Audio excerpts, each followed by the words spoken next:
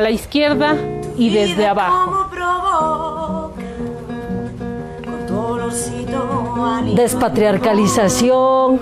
Ya. Esta noche, nuevamente nuestro programa habitual de los domingos por la noche. Gracias, Jimena, por el graffiti.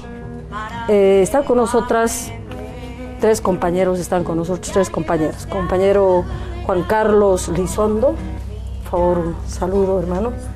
Y se presenta, ¿quién es usted? Primero, muy buenas noches a los compañeros, hermanas y a todos los televidentes. Quien les habla, Juan Carlos Lizondo, un hermano más del Alto, ¿no? Investigador, antropólogo. Gracias. Nuestro compañero Andrés Guaya, de la Confederación de Maestros Urbanos de Bolivia, ¿verdad?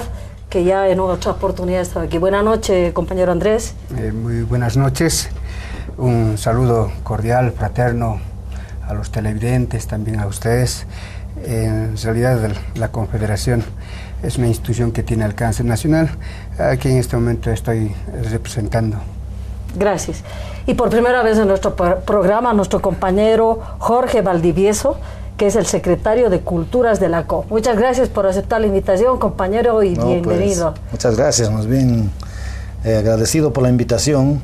Pues yo, además en esta coyuntura, yo soy también potosino, norchicheño, tasneño, así que conozco la realidad del sur del país así plenamente, porque he vivido toda mi infancia hasta mi juventud en esas tierras, así que puedo pues hablar con mucha propiedad respecto a lo que pasa en Potosí. Muy bien, hermano Jorge. Y otra potosina, nuestra compañera Jimena Tejerina, feminista comunitaria. Buenas noches, Jimena. Buenas noches, hermana, buenas noches, hermanos. Aquí, pues, para empezar a hacer un análisis de todo lo que está pasando, ¿no? Un análisis de coyuntura que nos lleve a ver esto que estamos viviendo ahora en la ciudad de La Paz. Una mujer que nació también en Potosí. Como ya lo dijeron tanto Jimena como compañero Jorge, pues estamos aquí. El tema de esta noche son los movimientos sociales, el análisis de coyuntura, bueno, todas estas 2 semanas, lo que hemos vivido acá en la ciudad de La Paz, pero lo que también está viviendo en la ciudad de Potosí, lo que está viviendo también el país, porque no es que pase solamente en un lugar. Entonces volvemos y vamos a empezar tratando el tema de movimientos sociales y análisis de coyuntura.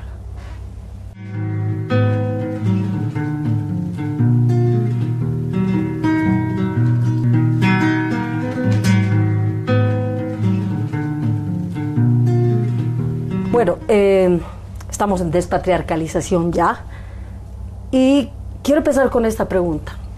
Nos ubicaremos porque ahorita resulta que la izquierda, la derecha, los de izquierda que hacen bloqueos, lanzan no solo petardos, sino también dinamita a la propia izquierda, la izquierda. Bueno, discutamos y ubiquémonos o reubiquemos el discurso de los movimientos sociales. Estamos aquí con compañeros y compañeras de las organizaciones y movimientos sociales. ¿Qué es la izquierda? ¿Qué es lo que se definiría como izquierda? ¿Y qué es lo que definiría a la derecha? ¿Qué elementos, ¿no? Para cada uno de ustedes, qué es lo que para ustedes definiría a la izquierda y qué es lo que definiría a la derecha? Empezamos por, ¿quién quiere empezar? Nuestro hermano Juan Carlos. Sí, yo creo que son varios elementos que habría que ver en distintos contextos temporales, ¿no? Creo que nuestro país ha entrado en una transformación del actor mismo, del actor, el que hace la política, el que mira otro tipo de horizonte desde las colectividades. Creo que son fundamentos muy importantes desde la corriente de izquierda, ver a un pueblo organizado y un pueblo también con planificación de una construcción en un horizonte de un nuevo país. Pero también al interior de eso creo que se define muy fácilmente, tal vez lo que tú decías, izquierda, cuando tal vez tenemos prácticas muy de derecha, digamos, ¿no? Muy neoliberales. Creo que en nuestro país ha sido muy importante el recuperar los recursos. Eso es esencialmente una visión de izquierda, y la socialización de esa riqueza es fundamental. La capacidad de socializar esa riqueza, porque yo siento que eso es el socialismo, por ejemplo, la socialización de la riqueza. no es la socialización de la miseria, ¿no? Creo que estamos en esa construcción de esa corriente, de esa perspectiva de izquierda. Compañero, o sea, ¿es suficiente la organización del pueblo y la socialización, digamos, o distribución de la riqueza? Compañera, considero de que hay que tomar en cuenta aspectos de fondo, intereses de grandes grupos sociales que componen nuestro país. Hay un grupo que detenta el poder económico, son propietarios de los medios de producción, y hay otros que, bueno, venden su fuerza de trabajo, llevan al mercado esa mercadería o ese producto que viene de esas grandes empresas, de las grandes industrias. Yo creo que hay que ver ahí los intereses que tienen esos grupos sociales. Y aquí, independientemente de algunas particularidades, hay que decir que la derecha va siempre a pretender acumular el capital y mantener la propiedad sobre los medios de producción en nuestro país. La izquierda plantea de que se pueda, como decía el compañero, socializar todo lo que este país produce. Que la izquierda plantea desarrollar el país. La izquierda plantea que, reitero, se distribuya equitativamente los recursos que tiene este país. Entonces, yo creo que ahí está el tema de fondo, ¿no? Esos grandes intereses definen quiénes son de izquierda y quiénes son de derecha, no por el discurso, sino por los hechos, porque también hubieron partidos que se llamaron de izquierda, pero sus acciones eran de derecha, eran neoliberales. Entonces, por las acciones de estos grandes grupos sociales, podemos definir quiénes son de izquierda y quiénes son de derecha. Agregado el compañero Andrés, agregado el componente clase, o sea, un grupo minoritario de la burguesía, podemos llamarle, propietarios de los medios de producción y quienes solo tienen su fuerza de trabajo, que son los proletarios, los trabajadores, ¿verdad? ¿Qué elementos más, hermano Jorge, usted agregaría? Sí, yo agregaría a esto de la izquierda elementos fundamentales de ideología. La posición política e ideológica que tiene la izquierda es tan distinta a la que tiene la derecha, ¿verdad? Por su mismo origen de clase, como ha definido bien Andrés, ¿no? Por su origen de clase, los de izquierda siempre vamos a ser antiimperialistas, antimonopolistas, antiburguesía. Siempre hemos estado en contra de los ricos, ¿verdad? Entonces, eso es una identidad ideológica y la tenemos siempre que tener presencia. Por eso nos definimos como antiimperialistas y un movimiento popular, ¿no? Democrático, ¿verdad? Entonces, creo que ese es un elemento fundamental que hay que añadir a esto para diferenciarnos entre la izquierda y la derecha. Pues, como decimos, hay muchos que estamos simplemente de boca para afuera decir que somos izquierdistas. Claro, los de la derecha no dicen que son de derecha, por supuesto no lo van a decir nunca porque no les conviene decir que son de derecha, ¿verdad? Cualquiera lo puede. Entonces, sí, entre los de la izquierda sí hay todavía muchos matices, pues, pero es importante definirnos, ¿no? La definición de clase es importante porque uno tiene que definirse a qué clase social pertenece. Esa es una forma de diferenciar entre la derecha y la izquierda. Yo me tengo que identificar como maestro, como un hombre, un ciudadano de clase media, ¿verdad? De izquierda, por supuesto, porque tengo origen de mis padres trabajadores mineros, etcétera, tengo un origen de eso y mi identidad está ahí, esa es mi clase. Entonces la izquierda tiene que estar fluyendo por todo lado. Jimena. Sin embargo, no es suficiente solo el tema de clase, ¿no? Creo que es vital, importante y también recuperar el último documento de la cumbre sindical, ¿no? De la cumbre antiimperialista realizada en Cochabamba, donde el movimiento obrero se ha posicionado ante el patriarcado, ¿no? Se ha comprometido en la lucha contra el patriarcado. Entonces creo que es vital y es importante, fundamental, añadir este elemento en el análisis, ¿no? O sea, el patriarcado entendido como el sistema que oprime a mujeres, hombres, la naturaleza, y que se ha creado y que se sostiene en los cuerpos de las mujeres. Entonces es fundamental tener ese elemento en el análisis que podamos hacer, ¿no? Ya, nos parece importante señalar algunos elementos, ¿no? Cuando se hacía este recorrido que hemos ido en un aspecto acumulativo del conocimiento, digamos así, aumentando una serie de elementos.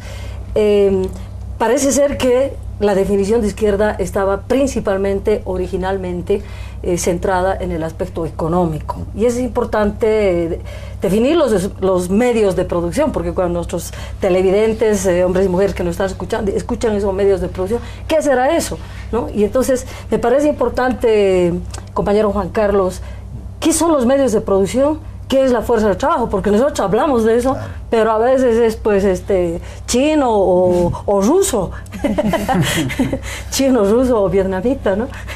¿Qué es eso de la fuerza de trabajo y los medios de producción? Sí, en realidad esto es una dicotomía en que aquel que tiene, puede ser la tierra, puede ser los recursos naturales, la usufructuación de los recursos naturales, y aquellos que no tenemos el acceso a la tierra o a esos recursos, lo único que tenemos es vender nuestro sudor, nuestra fuerza, ¿no?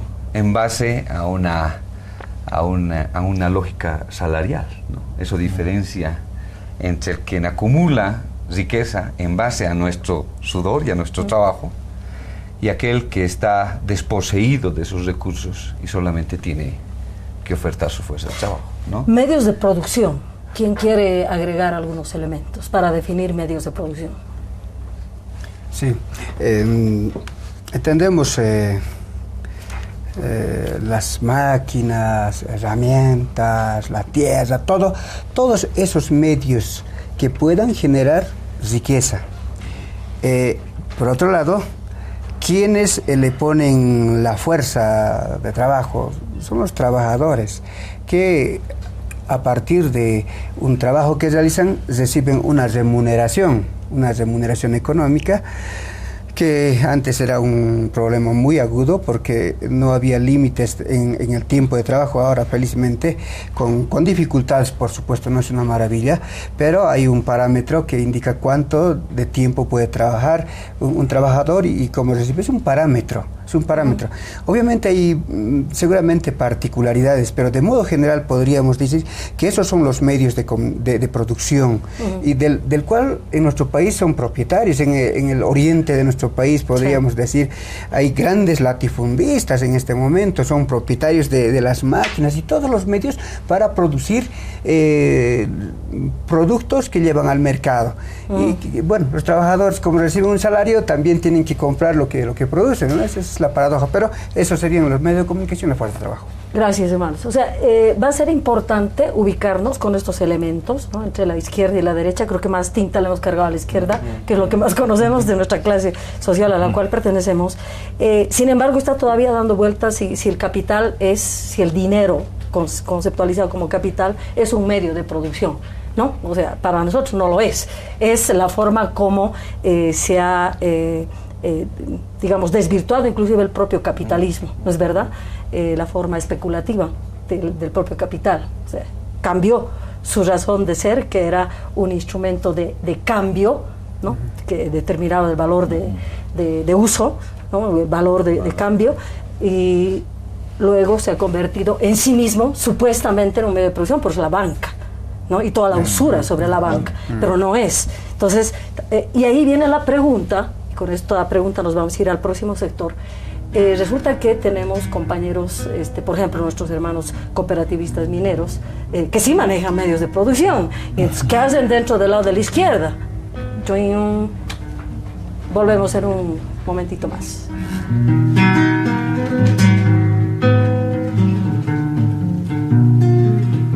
Estamos con despatriarcalización ya, pero ya. Y estamos hablando de los movimientos sociales y el análisis de coyuntura. Una coyuntura que hemos visto estos días, pues nos han sobresaltado muy fuertemente. Compañero Valdivieso, esta última pregunta con la que nos hemos ido al corte.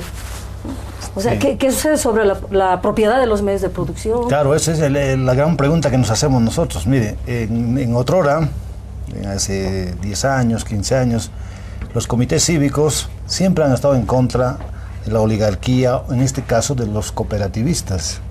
Ustedes saben que en estos últimos tiempos, incluso con este gobierno, los cooperativistas se han vuelto otros ricos, ¿verdad? Entonces siempre han estado en contra. Y resulta que No sabemos por qué milagros hoy se une el Comité Cívico con los cooperativistas, ¿verdad? Para una movilización, dizque por la dignidad potosina o por el progreso de Potosí. Entonces aquí hay una gran pregunta que todo el mundo se hace, pues ¿qué hacen los cooperativistas aquí? En este momento los cooperativistas tienen dinero y no invierten en Potosí, yo puedo asegurar de eso, no invierten menos en la ciudad de Potosí, invierten en otro departamento, Cochabamba, Santa Cruz, el dinero que ganan, ¿verdad?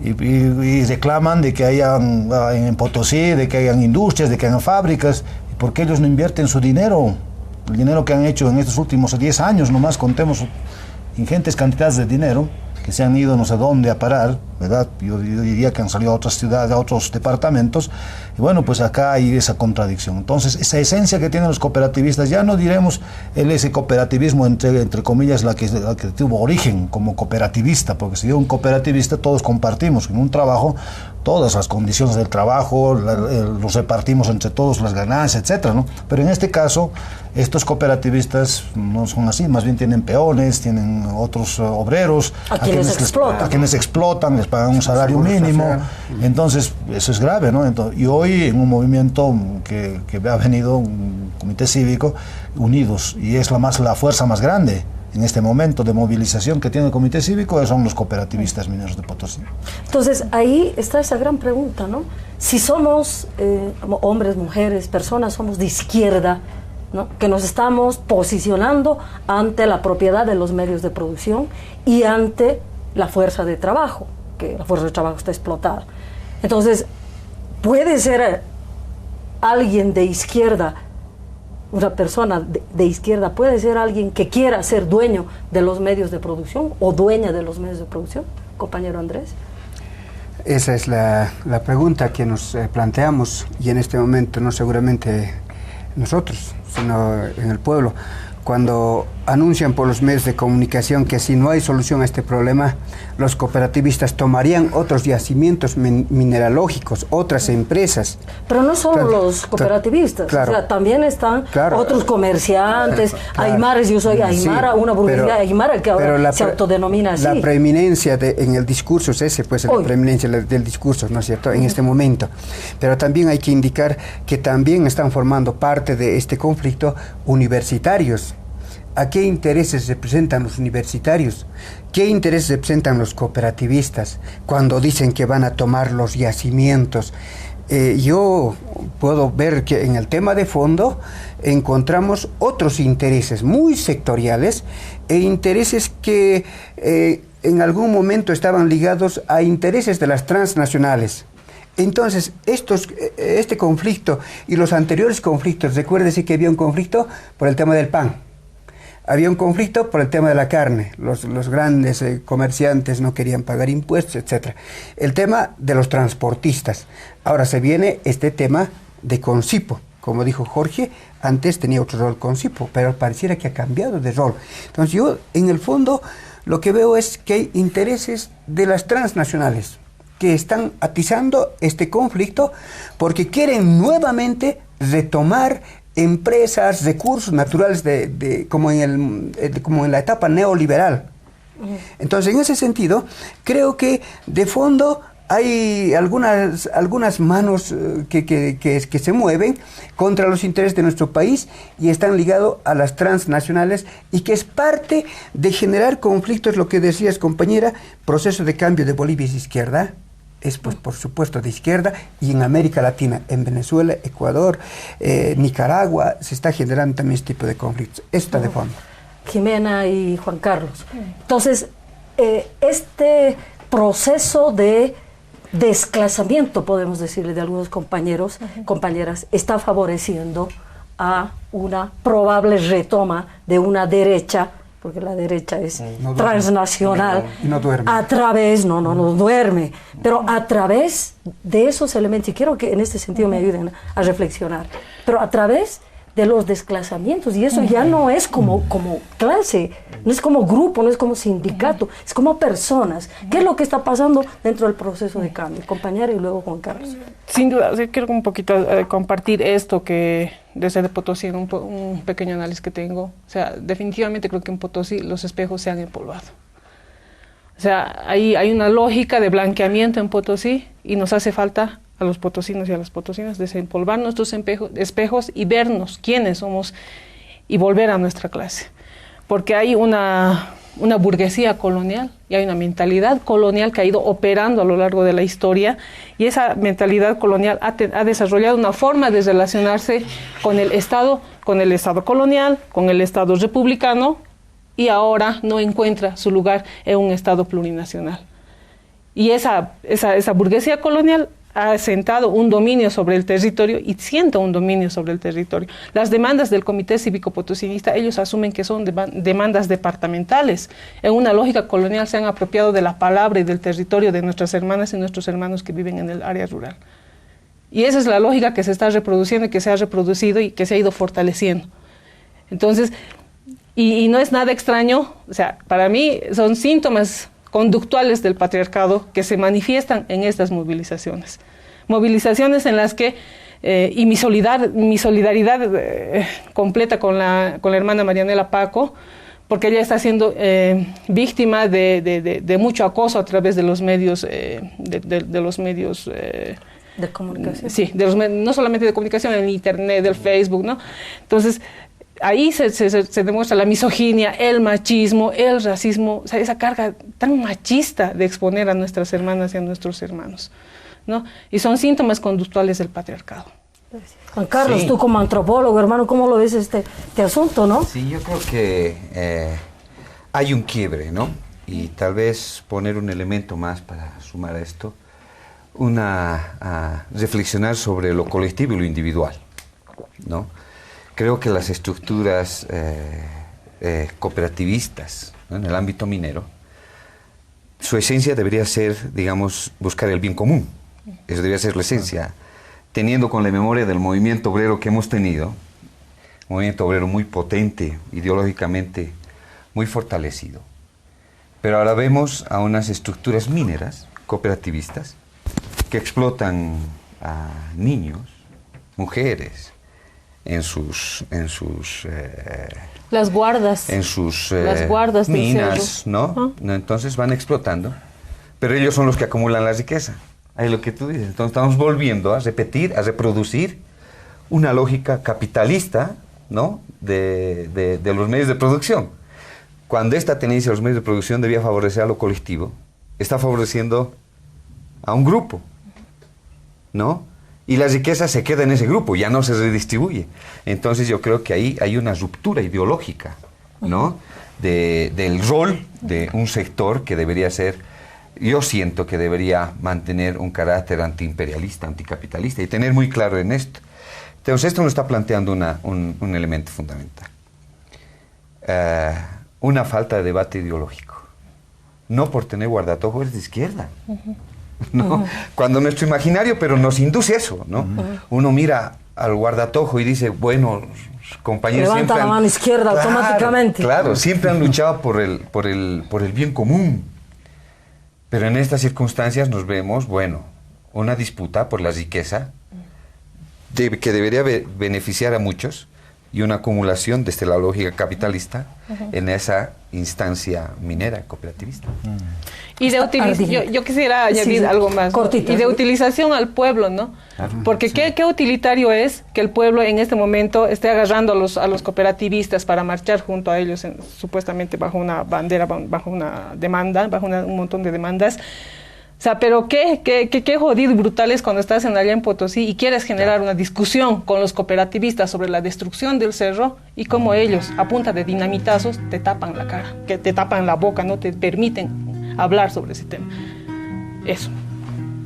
Bueno, un cachito más, regresamos con despatriarcalización ya.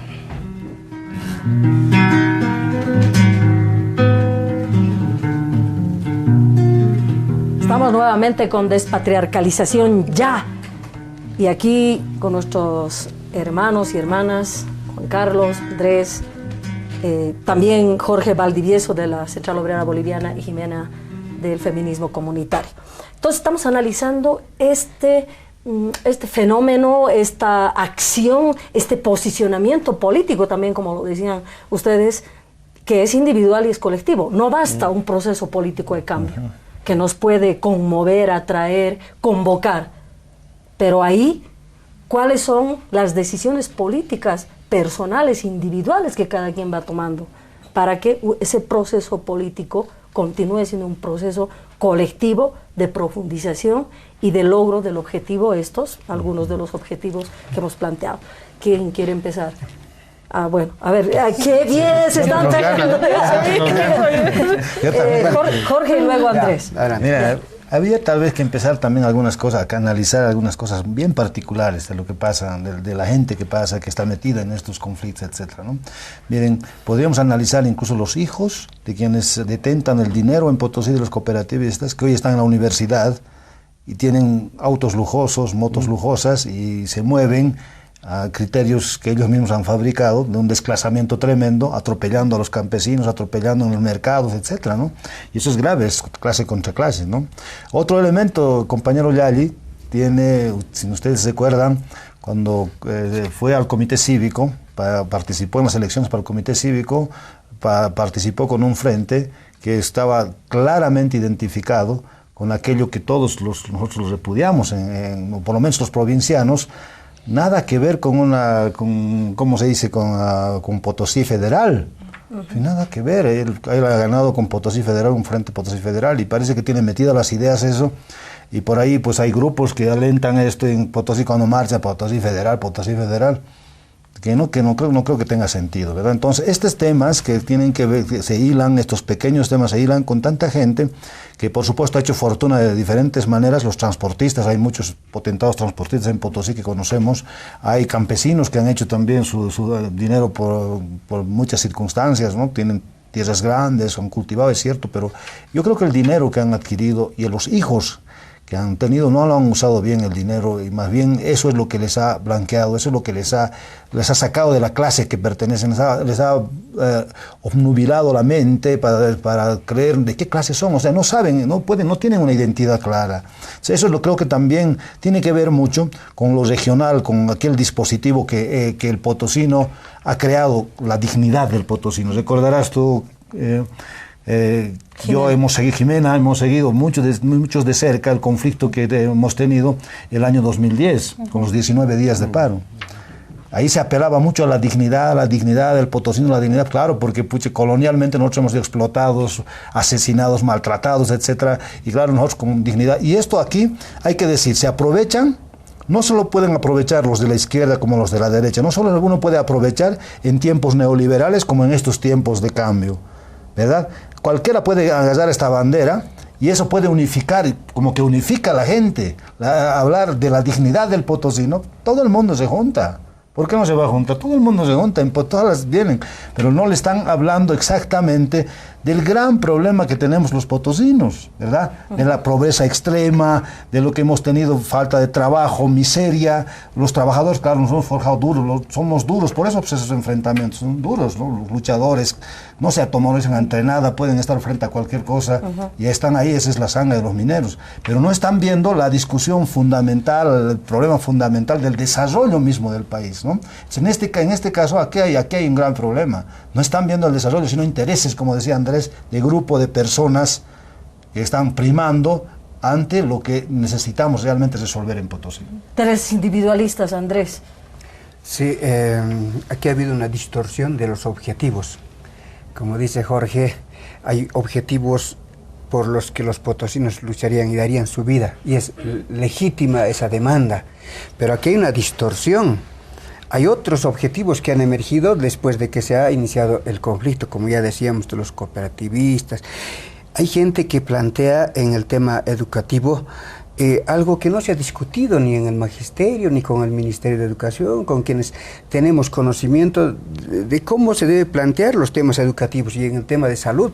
O sea, CONCIPO se está atribuyendo competencias que no le corresponden. Hay confederaciones de maestros de salud, hay una central obrera boliviana, y todo estaba delimitado, o sea, en cuanto a competencias y atribuciones en la lucha por mejorar sectores, el pueblo, etcétera. Entonces, aquí hay una distorsión de objetivos que se ha dado en el curso del conflicto. El otro tema que es importante decir acá, y con fuerza probablemente, primero, rechazar aquella actitud violenta, aquella actitud delincuencial que supuestamente, entre comillas, habrían llevado adelante universitarios en las oficinas de la Central Obrera Departamental de Potosí.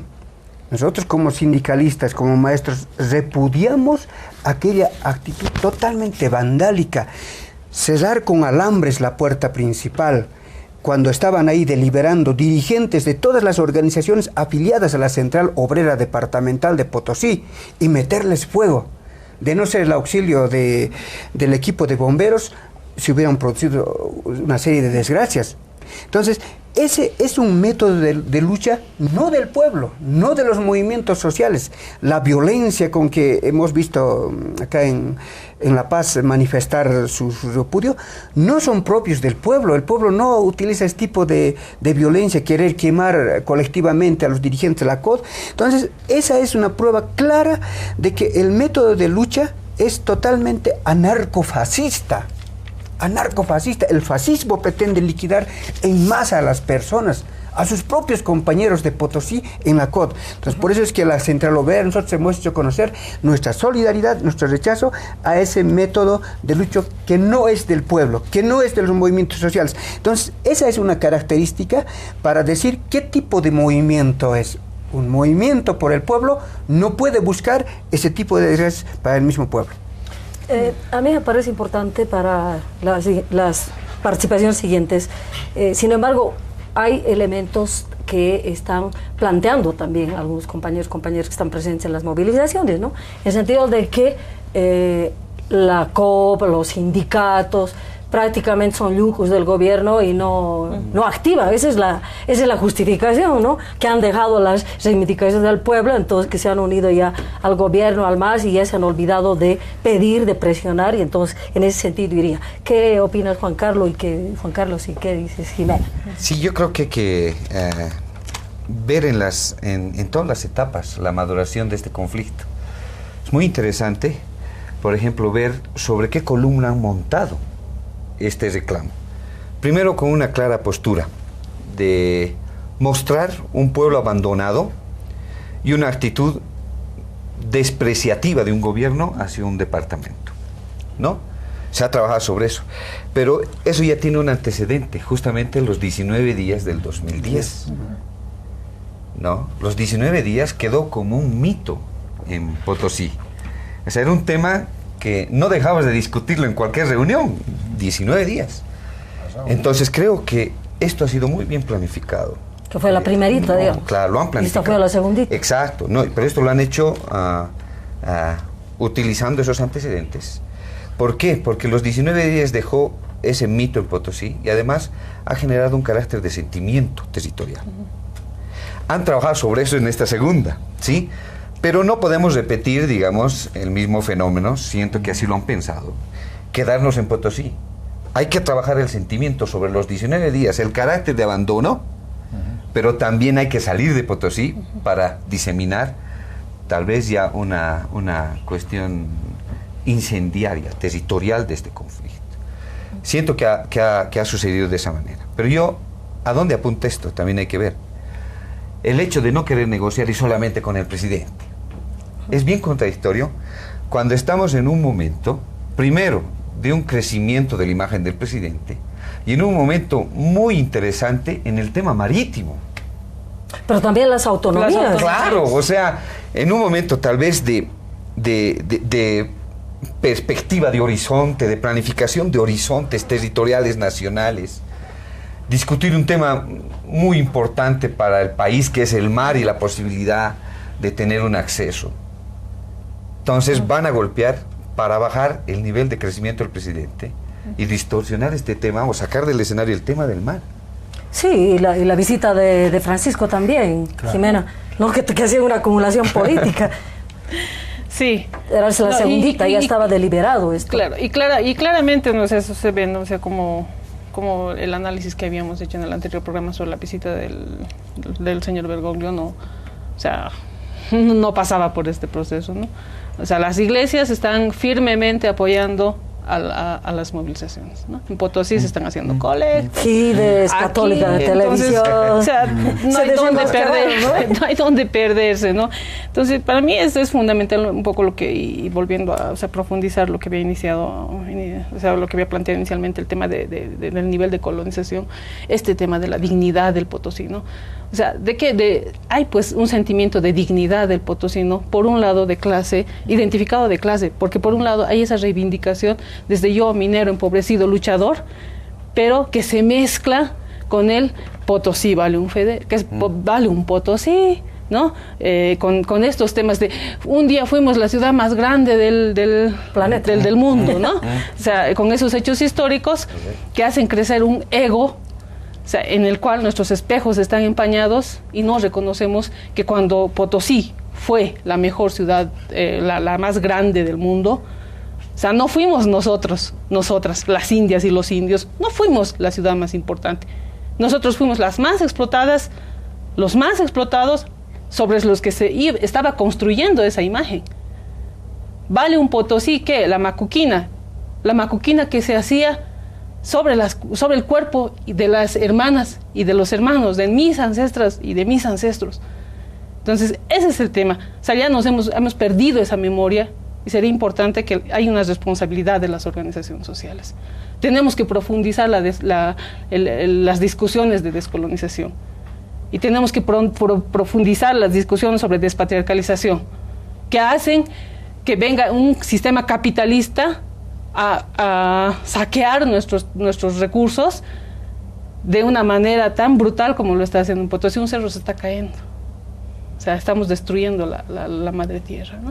Claro, aquí podemos añadir una cosita bien cortita, porque ya me están diciendo. Bien cortita, ¿no? Porque miren, lo que se ha producido en Potosí nunca ha beneficiado al potosino. Nunca, en todos los siglos, en toda la existencia hasta ahora, nunca beneficia. Estamos hablando de los cooperativistas. Antes se llevaba a España, se lo llevaban a Santa Cruz, a La Paz. Así era la cosa, ¿no? Potosí nunca ha disfrutado de nada. Entonces, aquí que tiene que haber otro debate. ¿Cómo es que hacemos el desarrollo en Potosí?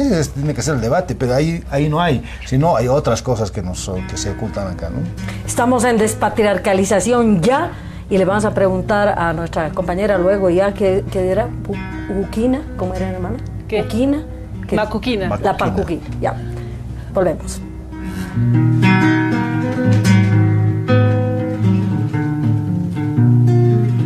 Estamos nuevamente con despatriarcalización ya. Estamos acá con nuestros hermanos y compañeros Juan Carlos, Andrés, Jorge y Jimena.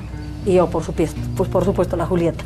A ver, en este último sector quisiera que profundicemos esto que nosotras como feministas comunitarias lo vamos trabajando, ¿no? Este patriarcado, este machismo, el lugar de las mujeres en las movilizaciones sociales, mujeres que han venido, que están en las calles, están acá presentes, es su papel en las luchas y su no papel en las decisiones y la dirección, su papel en Potosí mismo, que son quienes ahorita están a cargo de la comida, de las guaguas y de los viejos y de todo el mundo, ¿verdad? Y que también están participando en las calles y que tampoco las vemos que estén decidiendo absolutamente nada, ¿no? Entonces, ¿cuál es ese lugar, ese papel, este planteamiento de la despatriarcalización, las movilizaciones y movimientos sociales? ¿Quién quiere tomar la palabra? Y no se peleen, compañeros. Dale, Juan Carlos. Sí, yo creo que es importante reflexionar este elemento. En realidad, el rol que se le está dando en esta movilización a la mujer, o cómo se le está mostrando a las mujeres. Justamente ese tema que tú dices me llamaba la atención. Claro, están en las luchas, están al frente, pero no están en las reuniones donde se deciden qué paso se va a tomar en el Coliseo Universitario, ¿no? Pero también yo creo que esto es por un factor, ¿no? Tal vez mi interpretación muy conspirativa, ¿no? Pero encajan las piezas. Este movimiento tiene mucho sentimiento, y el sentimiento no solamente apoyado con la anterior, sino que también con el rol de la mujer, ¿no? Potosí tiene la carga de frustración muy fuerte, colonialmente, ¿no? Es como si fuera un pueblo sin sueños. Y la representación de esas frustraciones la han figuralizado en la mujer, Yo siento que ese rol le están dando, ¿no? Porque al final de cuentas es la situación que están viviendo en Potosí es muy compleja, ¿no? Entonces, ¿quién está asumiendo esas responsabilidades de cosas, de necesidades concretas? Aquí los niños tienen que alimentarse. ¿De dónde? ¿Cómo? ¿Cómo? Entre vecinas, entre comadres, entre hermanas. Es impresionante lo que se está moviendo. Pero eso ya no importa a la dirigencia machista. Y un elementito cortito, ¿no? Yo creo que esta discusión de lo patriarcal no es una discusión solamente de género, ¿no? Es económico, es de nuestros propios cuerpos, ¿no? Es cierto, la mentalidad patriarcal hace someter un hermano al otro, ¿no? Se pasa de hombre a hombre. De hombre a hombre, claro. En realidad el patriarcalismo es un modelo. Es un modelo de sociedad del capital. Capitalismo ha desarrollado la sociedad que quiere tener la sociedad para exprimirle su sangre. Entonces creo que esos elementos están metidos, ¿no? en estas movilizaciones muy visiblemente. Ayer veíamos, por ejemplo, por los medios, las mujeres enfrentando ahí en primera, y hasta en primera fila en algunos momentos, ¿no? Como entonces, siempre, claro, hermano. Sí. O sea, siempre en la lucha sonora. Siempre las mujeres hemos estado. Sí. No es ahorita nomás. No, por eso te digo. Siempre han estado, pero han estado invisibilizados. Exacto. Claro, de los hombres, ¿no? En primera fila, y después esas mismas mujeres estaban afuera del Coliseo cuando se están decidiendo entre 8 entre y 10. los hombres. Entre los hombres, ¿no? Sí, ¿no? Bueno, yo creo que además en el rol de las mujeres, pues hay que valorar y hay que hacer un análisis profundo. Y una mujer que viene marchando junto con los hombres, se encarga de la comida, se encarga de lavarle la ropa a toda esa gente que está. Yo veo ahí, paso por la universidad cada día, estoy pasando por ahí, veo cómo están lavando la ropa y haciendo secar ahí en la calle, en la placita y todo, ¿no? Pero están las mujeres lavando la ropa, ¿no? Seguramente los cooperativos le están pagando pues a la señora para que lave la ropa. Ojalá. ¿No? Ojalá le pagaran por lo menos, ¿no? Sería bueno, pero ahí está la mujer cuidando a los hijos, cuidando a los viejos y metiéndose a la lucha. Yo creo que este sistema patriarcal sigue todavía aún vigente en la mente de mucha gente, ¿no? Porque se trata de que el hombre a la mina a trabajar y la mujer a la cocina, a lavar así, a cuidar a los niños, ¿no? Sigue ese pensamiento. Yo creo que sigue, por lo menos en la parte de donde venimos de Potosí, sigue todavía ese pensamiento, ¿no? Y bueno, es lo que hay que empezar a desmitificar y a empezar a hablar, a darle el rol importante a la mujer, que discuta todos los temas fundamentales, como en este caso.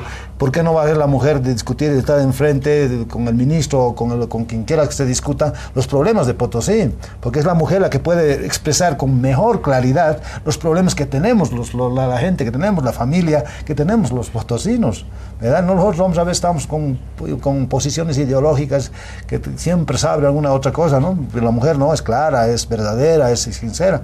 Entonces, ¿por qué no llevarla ahí? Yo digo, me pregunto, ¿no? ¿Por qué no hay una mujer ahí debatiendo también en estos debates con el gobierno o frente al comité cívico? No sé si Jimena. Yo no diría por qué no llevarla ahí, ¿no? Sino por qué no permitir que esté ahí. ¿no? O sea, es eso, ¿no? Nadie nos lleva, ¿no? Sí, ¿no?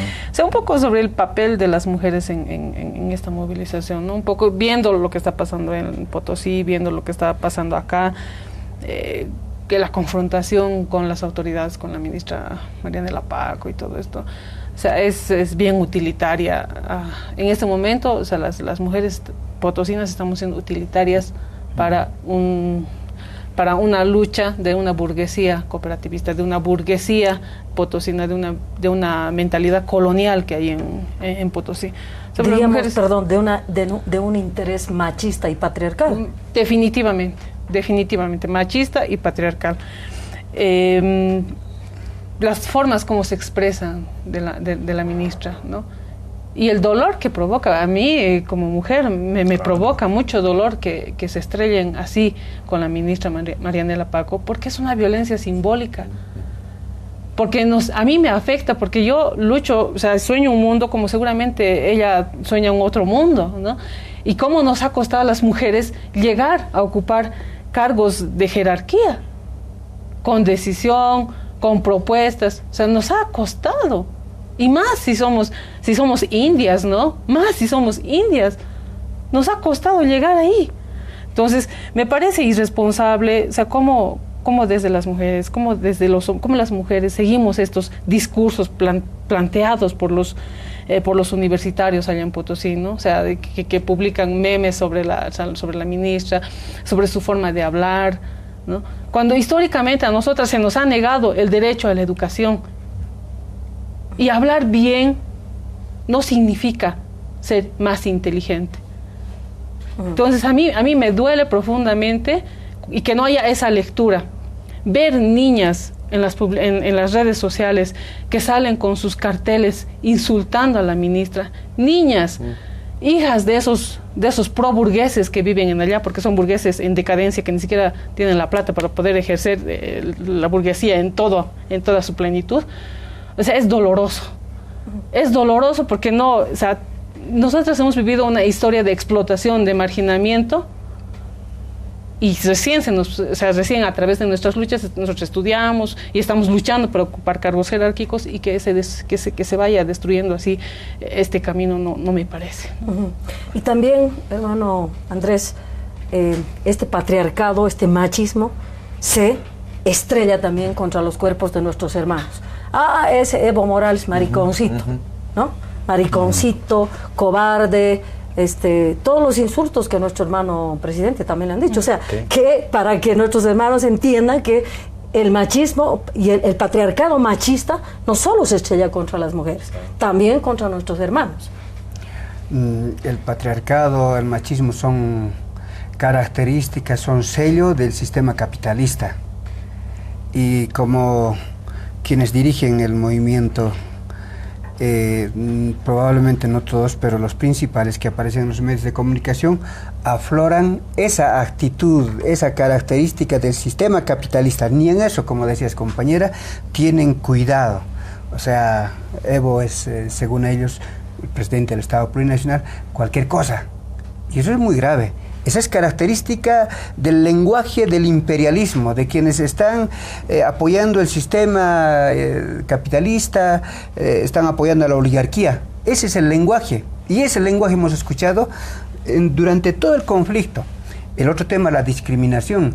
Los grupos de choque en Potosí, atropellando a las señoras que venden, no sé, refrescos, panes, sin piedad. Racistas, sin piedad. Eso nos recuerda lo que ha ocurrido en Sucre, lo que ha ocurrido en Santa Cruz, cuando los comités cívicos también han hecho este tipo de acciones. Entonces, esos métodos, esas formas de atropello, de discriminación, de odio a la gente que se ha superado con mucho esfuerzo, es propio de quienes trabajan para el imperialismo. Entonces, ahí está el tema de fondo. Yo creo que tenemos que ir viendo y precisando estos aspectos que nos van a indicar claramente qué tipo de movimiento es y qué tipo de objetivos están buscando. Finalmente, históricamente, las mujeres han tenido participación en grandes movimientos revolucionarios, en levantamientos populares. Encontramos varias compañeras que han jugado un papel importante. Gracias, hermano. O sea, para terminar, quiero complementar un poquito esto, ¿no? O sea, de lo que he ido viendo en las movilizaciones, ¿no? O sea, cómo el patriarcado se estrella también contra el cuerpo de nuestros hermanos, ¿no? Nuestros hermanos, o sea, los peones de los cooperativistas están siendo golpeados, o sea, entre ellos están gasificando y todo, pero los de las universidades privadas están repartiendo la coquita, ¿no? O sea, a buen resguardo. Partiendo todo. Entonces, ahí está, o sea, cómo el patriarcado se estrella contra el cuerpo de nuestros hermanos más humildes, ¿no? Sí, ciertamente el análisis nos ha traído elementos para la reflexión, ya lo decían nuestros compañeros, Juan Carlos decía, necesitamos como movimientos sociales profundizar nuestra preparación política, las discusiones políticas. Por eso, hermanos, decimos, y ayúdenme a decir, despatriarcalización ya. Para primero